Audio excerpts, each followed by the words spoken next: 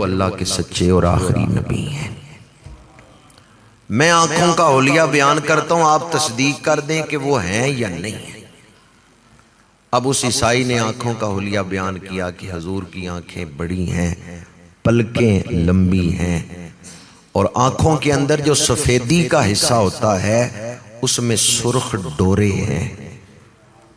مولا علی شیر خدا نے فرمایا تو بالکل ٹھیک حلیہ بیان کر رہا ہے، حضور کی آنکھیں بڑی ہیں اعتدال کے ساتھ، اور پلکیں لمبی ہیں، اور آنکھوں کے اندر جو سفید حصہ ہوتا ہے اس میں سرخ ڈورے ہیں۔ حضور کی آنکھیں ایسی ہی ہیں۔ اس عیسائی نے کہا علی میں مانتا ہوں وہ اللہ کے آخری رسول ہیں۔ باقی حلیہ حضور حیدر کرار نے بیان کیا تو اس عیسائی نے کہا آنکھوں کا حلیہ میں بیان کرتا ہوں، چونکہ ہمارے علماء نے ہمیں آخری نبی کا جو حلیہ نبیوں سے سن کے پہنچایا ہے وہ ہمارے پاس لکھا ہوا ہے۔ تو میرے آقا کریم قرآن پاک میں ہے کہ حضور کی نشانیاں اہل کتاب جانتے تھے۔ اللہ تعالیٰ نے حضور کو ایسا حسن عطا کیا، کاف ہا یا عین صاد، محبوب لوگ دیکھتے تجھے جائیں مانتے۔ حضور کی ولادت پاک ہوئی، حضرت عبد المطلب حضور کے دادا تشریف لائے، بیٹا فوت ہو چکا ہو، اپنے فوت شدہ بیٹے کے گھر بیٹا پیدا ہو تو دادے کو بڑی خوشی ہوتی ہے کہ میرا بیٹا جو فوت ہو چکا تھا اللہ نے اس کی نشانی عطا کر دی ہے، اللہ نے بیٹا دے دی ہے۔ عام طور پہ دنیا میں کیا ہوتا ہے کہ اگر بیٹا فوت ہو چکا ہو تو پوتے کی ولادت پہ دل خوش ہوتا ہے کہ اللہ نے مجھے پوتا عطا کر دی ہے۔ حضرت عبد المطلب خوشی خوشی آئے ہیں۔ کچھ عورتیں جو اس وقت حضرت سیدہ آمنہ رضی اللہ تعالی عنہا کی خدمت میں تھیں، ان سے آپ نے فرمایا کہ لاؤ میرا پوتا مجھے دکھاؤ۔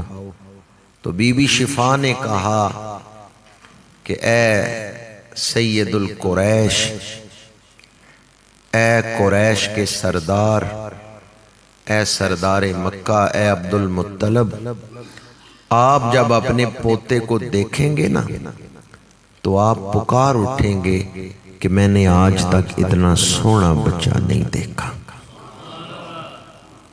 آپ کے دل میں اور شوق بڑھ گیا، فرمایا جلدی لاؤ پھر میرا پوتا مجھے دکھاؤ۔ بی بی شفا نے حضور کو حضرت عبد المطلب کی گود میں ڈالا ہے، حضرت عبد المطلب نے دیکھا ہے تو بی بی شفا دوبارہ کہتی ہیں میں نے ٹھیک نہیں کہا تھا کہ جب آپ دیکھیں گے تو آپ پکار اٹھیں گے اتنا سونا تو میں نے آج تک نہیں دیکھا۔ حضرت عبد المطلب مسکرائے، فرمایا میں ہی کیا، اتنا سونا تو آج تک کسی آنکھ نے نہیں دیکھا ہوگا۔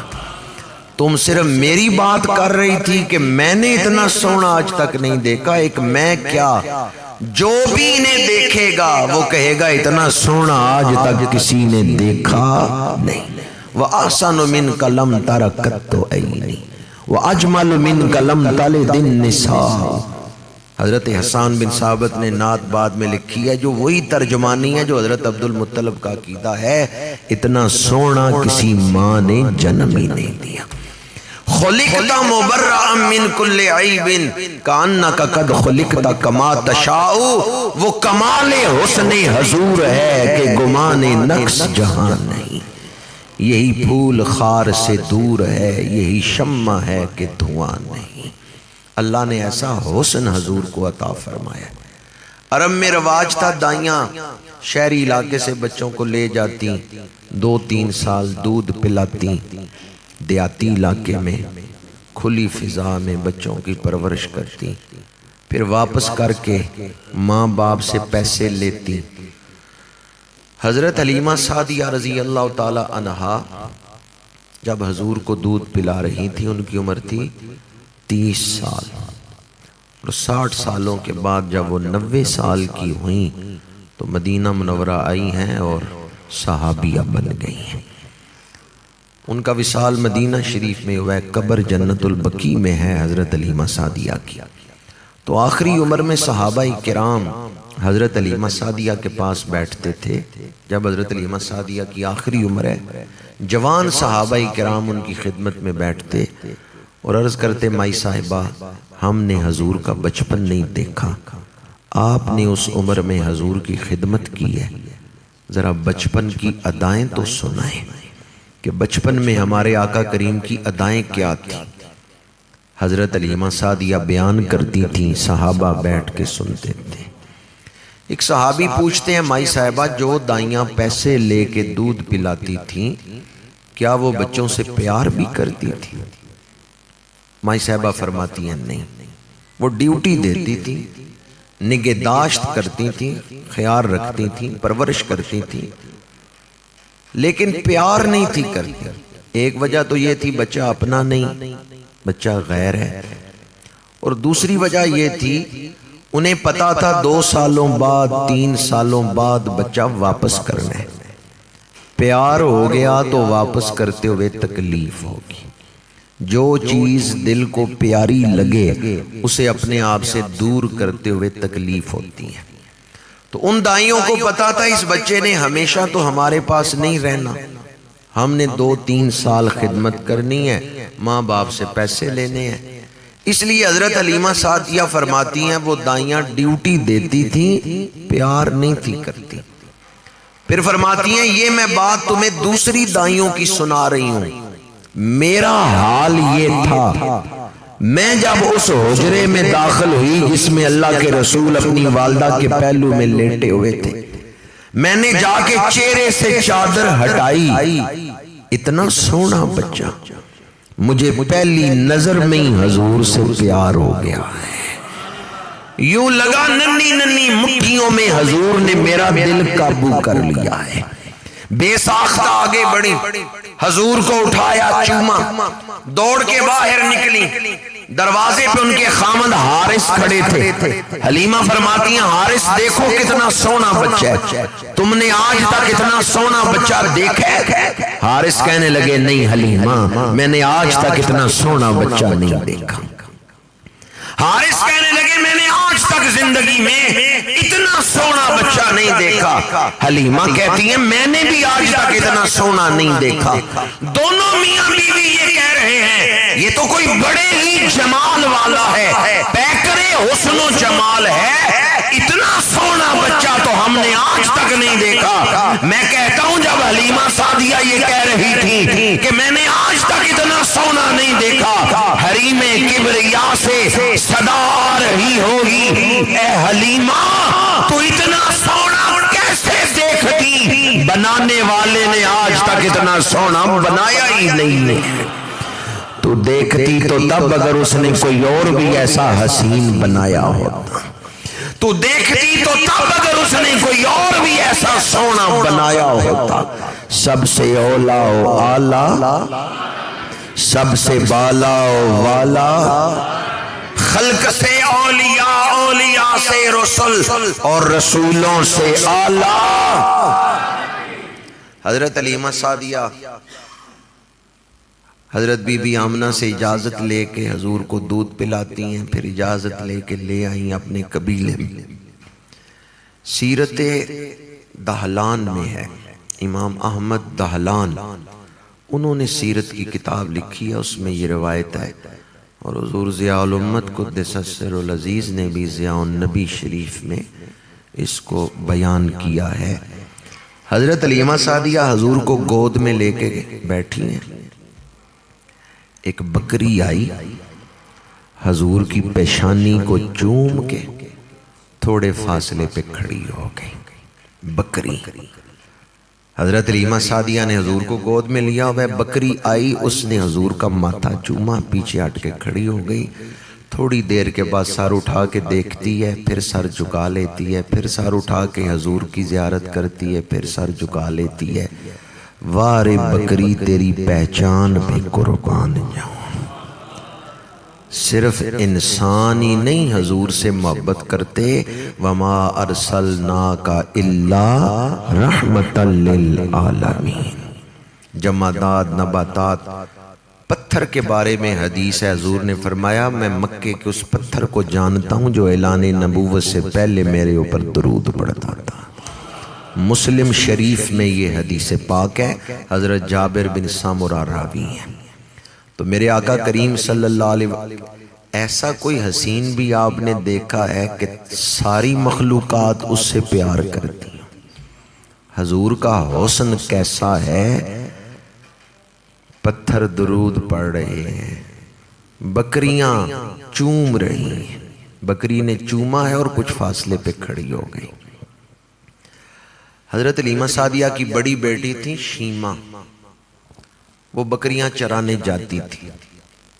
ایک دن دھوپ نکل آئی، سورج سر پہ آ گیا، شیمہ بکریاں چرانے نہیں گئیں۔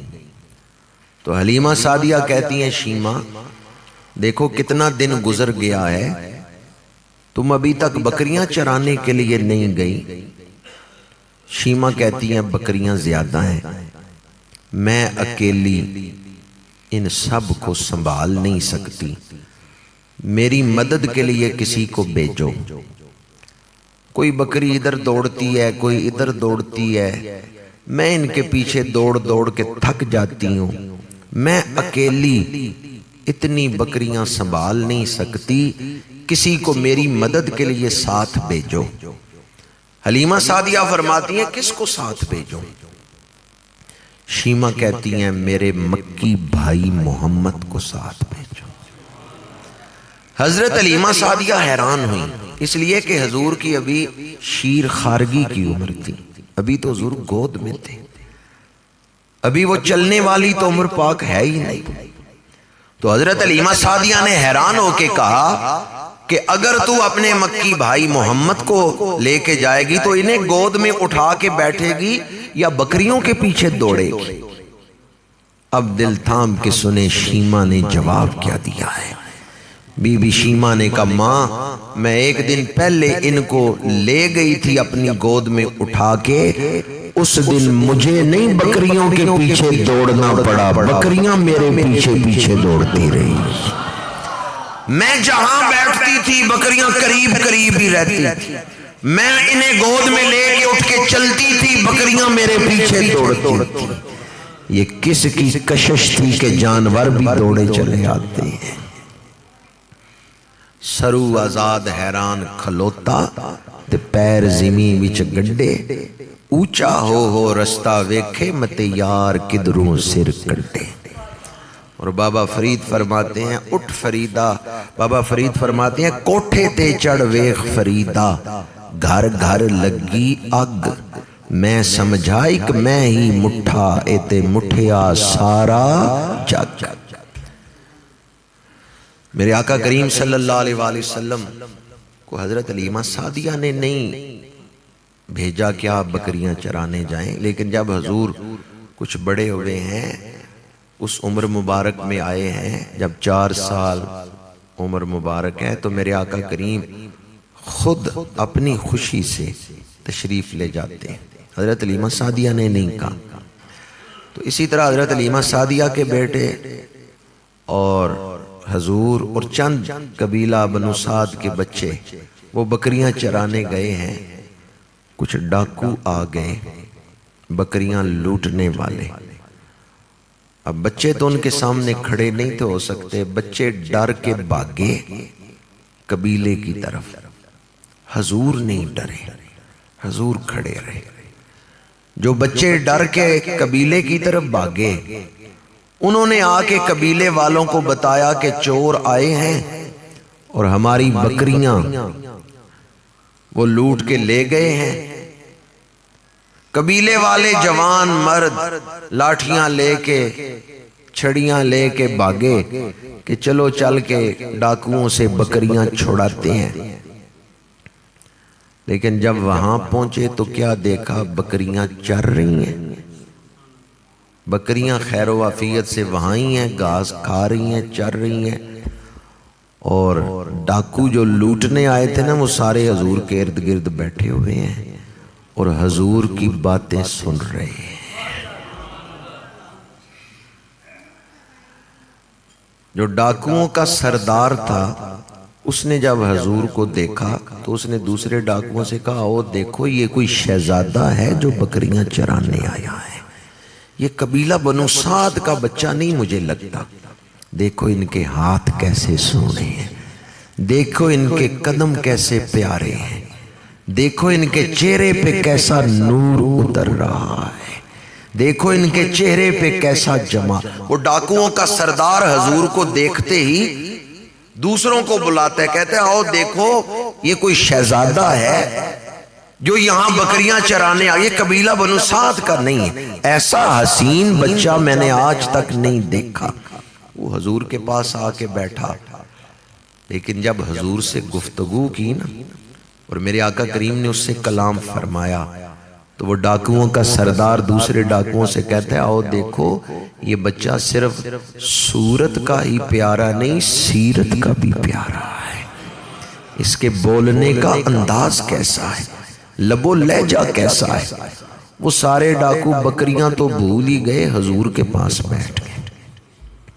جنہ ویکھیا نہیں تے او کرن گلاں، جنہ ویکھیا اے او بول دے نہیں۔ بکریاں چر رہی ہیں، ڈاکو حضور کے پاس بیٹھے ہوئے ہیں، وہ حضور سے سوال کر رہے ہیں آپ کون ہیں، کہاں سے آئے ہیں، کس قبیلے سے تعلق ہے، حضور جواب دے رہے ہیں اور وہ حضور کے لب و لہجے میں ہی گم ہیں۔ اتنی دیر میں قبیلہ بنو سعد کے مرد آگے لاٹھیاں لے کے ان چوروں کو مارنے لگے تو حضور نے روکا، فرمایا ان کو نہ مارو، یہ کون سا تمہاری بکریاں لے گئے ہیں، بکریاں تو موجود ہیں، تم اپنی بکریاں سنبھالو اور ان کو معاف کر دو، یہ آئندہ نہیں آئیں گے۔ انہوں نے معافی مانگی، انہوں نے کہا یہ آئندہ نہیں ہم چوری کریں گے۔ چور بھی واپس چلے گئے، بکریاں بھی محفوظ رہیں۔ ایک طویل عرصے بعد مدنی دور میں جب میرے آقا کریم صلی اللہ علیہ وآلہ وسلم مدینہ شریف میں ہیں ہجرت کے بعد، ایک بوڑھا شخص آیا ہے اسلام قبول کرنے کے لیے، حضور کی خدمت میں حاضر ہوا، اسلام قبول کرنے کی خواہش بیان کی۔ میرے آقا کریم نے اسے کلمہ پڑھایا اور کلمہ پڑھا کے فرمایا اس دن میں نے تمہیں دنیا کی سزا سے بچایا تھا، آج کلمہ پڑھا کے آخرت کے عذاب سے بچایا ہے۔ وہ بوڑھا حیران ہو کے کہنے لگا کہ میری تو پہلی ملاقات ہے آپ سے، میں آج پہلی دفعہ آپ کی خدمت میں آیا ہوں، پہلے آپ نے مجھے کب بچایا تھا؟ میرے آقا کریم نے فرمایا تم قبیلہ بنو سعد میں گئے تھے بکریاں چوری کرنے، تم اور تمہارے ساتھی؟ اس نے کہا ہاں گئے تھے۔ وہاں کوئی بچہ ملا تھا بکریاں چھوڑ کے تم اس کے پاس بیٹھ گئے تھے؟ اس نے کہا وہ بڑا سونا بچہ تھا، صورت بھی بڑی اعلیٰ تھی، اخلاق بھی بڑے اعلیٰ تھے، اتنی ظاہری چھوٹی عمر میں اتنی بڑی باتیں۔ میں تو جب واپس آ رہا تھا تو اپنے ساتھیوں سے کہہ رہا تھا جب یہ بچہ بڑا ہوگا تو بہت بڑا ہوگا، میں نے اتنے حسن والا نہیں تھا دیکھا۔ میرے آقا کریم نے فرمایا پہچانو میں ہی وہ ہوں جس نے اس دن تمہیں بچایا تھا۔ پھر وہ عربی، وہ نو مسلم، وہ صحابی دیگر صحابہ کو اپنا واقعہ سناتا تھا کہ جب میں نے حضور کو دیکھا تھا اس وقت ہی میرے دل میں آپ کی محبت پیدا ہو گئی۔ کاف ہا یا عین صاد، محبوب ایسی صورت بن جاؤ کہ لوگ دیکھتے تجھے جائے مانتے مجھے جائے۔ اللہ تعالیٰ نے حضور کو وہ جمال عطا کی ہے، وہ حسن عطا کی ہے، آپ کی صورت جیسی کسی کی صورت نہیں اور آپ کی سیرت جیسی کسی کی سیرت نہیں۔ صورت بھی بے مثال ہے، سیرت بھی بے مثال ہے، کوئی مثل نہیں ڈھولن دی، چپ کر مہر علی ایتھے جا نہیں بولن دی۔ سفر ہجرت جب میرے آقا کریم مکہ سے مدینہ منورہ تشریف لا رہے ہیں تو راستے میں حضور غار ثور سے اگلے سفر میں حضرت ام معبد رضی اللہ تعالی عنہا کے گھر ٹھہرے ہیں۔ حضور نے حضرت سیدنا صدیق اکبر پہلے گئے اور جا کے ام معبد سے کہا کہ تمہارے گھر کوئی کھانے پینے کی چیز ہے، ہم مسافر ہیں۔ اس نے کہا کوئی چیز نہیں ہے۔ حضرت سیدنا صدیق اکبر نے فرمایا کہ میرے آقا کریم نے فرمایا ابو بکر اس سے کہو یہ جو بکری کھڑی ہے ہم اس کا دودھ دو سکتے ہیں؟ تو ام معبد کہنے لگی بکری بیمار ہے، تھن خشک ہیں، اس کے تھنوں میں دودھ نہیں ہے، آپ کیسے دودھ نکالیں گے؟ میرے آقا کریم نے فرمایا تم بکری کا دودھ نکالنے کی اجازت دو، پھر دیکھو دودھ کیسے آتا ہے۔ اس نے کہا اگر آپ دودھ نکال سکتے ہیں تو نکال لیں۔ میرے آقا کریم نے بکری کی پشت پہ ہاتھ پھیرا ہے، حضور اس کے پاس بیٹھے ہیں، تھنوں کو ہاتھ لگایا ہے، تھن دودھ سے بھر گئے ہیں۔ پھر گھر میں برتن ختم ہو گئے ہیں، بکری کے تھنوں میں دودھ نہیں ختم ہوا۔ نعمتیں بانٹتا جس سمت وہ ذیشان گیا، ساتھ ہی منشی رحمت کا قلم دان گیا۔ وہاں وہاں ابھی رقصاں ہے بوئے عنبر و گل، جہاں جہاں سے چمن میں بہار گزری ہے۔ جن راہوں سے حضور گزرے ہیں رنگتیں چڑھاتے گئے ہیں، نعمتیں بانٹتے گئے ہیں۔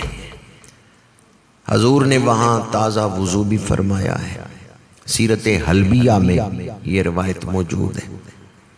پھر حضور آگے تشریف لے گئے ہیں۔ شام کو ام معبد کا خامد آیا، اس نے دیکھا خوشبوئیں ہیں، گھر میں جو برتن اٹھاتا ہوں وہ دودھ سے بھرا ہوا ہے۔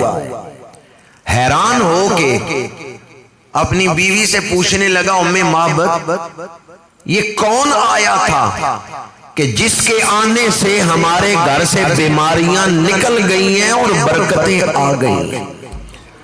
میں بیمار بکری کو چھوڑ کے گیا تھا، بکری تندرست کھڑی ہے۔ میں بیمار بکری کو گھر چھوڑ کے گیا جو چل نہیں تھی سکتی، اب میں دیکھ رہا ہوں یہ تندرست ہے، گھر سے خوشبوئیں آ رہی ہیں، جس برتن کو اٹھاتا ہوں وہ دودھ سے بھرا ہوا ہے۔ ام معبد ہمارے گھر کون آیا تھا؟ ام معبد کہتی ہیں میں نے نام تو پوچھا ہی نہیں، میں نے ان مہمانوں کے نام نہیں پوچھے۔ خامن غصے سے کہتا ہے اتنی برکتوں والے وجود آئے اور تم نے نام ہی نہیں پوچھا۔ ام معبد کہتی ہیں میں نے ان کی زیارت کی ہے، میں اپنی یاداشت کے زور پر ان کا حلیہ بیان کرتی ہوں، ان کا حسن بیان کرتی ہوں، تم سوچ لینا، تم فیصلہ کر لینا وہ کون ہوں گے۔ اب ام معبد نے حضور کا حلیہ بیان کیا ہے، اہل زبان ہے، عرب ہے، دیکھیں کیسے حضور کا حلیہ بیان کرتی ہیں۔ ایک طویل حدیث ہے، فرماتی ہیں قسیم وسیم فی عینیہ زعج وفی اشفارہ وطف، قسیم بڑے خوبصورت، وسیم انتہائی خوبرو۔ اب قسیم اور وسیم دونوں کا ترجمہ اردو والوں نے ایک ہی کیا ہے، بڑے خوبصورت انتہائی خوبرو۔ پر شارحین حدیث لکھتے ہیں اگر دونوں لفظوں کا ایک ہی معنی ہے تو پھر دو لفظ کیوں بولے ہیں ام معبد نے؟ اہل عرب زبان کا وہ ملکہ رکھتے تھے کہ الگ الگ مفاہیم کے لیے سینکڑوں لفظ ان کے ہاں موجود تھے۔ قسیم اور وسیم کا لفظی معنی تو خوبصورت ہے، خوب روح ہے، انتہائی حسین ہے، پر دونوں میں فرق یہ ہے، قسیم کا معنی یہ ہے جس پہلو سے دیکھو، جس زاویے سے دیکھو، جس حوالے سے دیکھو، وہاں عیب نہیں نظر آتا، وہاں حسن ہی حسن نظر آتا ہے۔ وہ بولے تو ان کے بولنے کا انداز خوبصورت، وہ چلے تو چلنے کا انداز خوبصورت، وہ بیٹھے تو بیٹھنے کا انداز خوبصورت، گفتار بھی خوبصورت ہے، رفتار بھی خوبصورت ہے، کردار بھی معاملات کرو تو اخلاق بھی خوبصورت ہے، وہاں عیب نظر ہی نہیں آتا، جس پہلو سے دیکھو حسن ہی حسن نظر آتا ہے۔ لفظ قسیم کا ترجمہ اعلیٰ حضرت نے کیا ہے وہ کمال حسن حضور ہے کہ گمان نقص جہاں نہیں، وہاں عیب کوئی نہیں، حسن ہی حسن ہے۔ اور دوسرا لفظ وسیم، اس کا معنی کیا ہے؟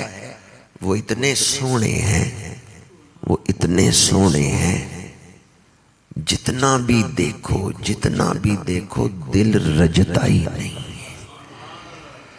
بعض حسین ایسے ہیں دو چار دفعہ دیکھ لو تو دل بھر جاتا ہے کہ ٹھیک ہے سونا ہے پر دیکھ لیا ہے بس۔ ام معبد کہتی ہیں حضور کے حسن کی تاثیر ایسی ہے کہ جتنا دیکھو جی چاہتا ہے اور دیکھو، دل نبی دے نظارے کو لو۔ ماشاءاللہ، یہ وسیم ان کا ترجمہ ہے۔ یا اللہ جو محبت سے یہ لفظ بولے اسے حضور کا دیدار عطا فرما، دل نبی دے نظارے کو لوں۔ ام معبد نے یہ مضمون بیان کیا ہے، قسیم وسیم۔ قسیم وہ ایسے خوبصورت ہے وہاں عیب کوئی نہیں، وسیم وہ اتنے حسین ہیں جب جب دیکھتے جاؤ دل میں اور دیکھنے کی خواہش پیدا ہوتی ہے، اور حسرت پیدا ہوتی ہے، ایک بار پھر دیکھو ایک بار پھر دیکھو۔ صحابہ اپنی اپنی پسندیدہ عبادات اور اعمال بیان کر رہے ہیں۔ حضرت صدیق اکبر کہتے ہیں میری تو سب سے بڑی خواہش یہ ہے ان نظر الی وجہ رسول اللہ، آنکھیں میری ہوں چہرہ رسول اللہ کا۔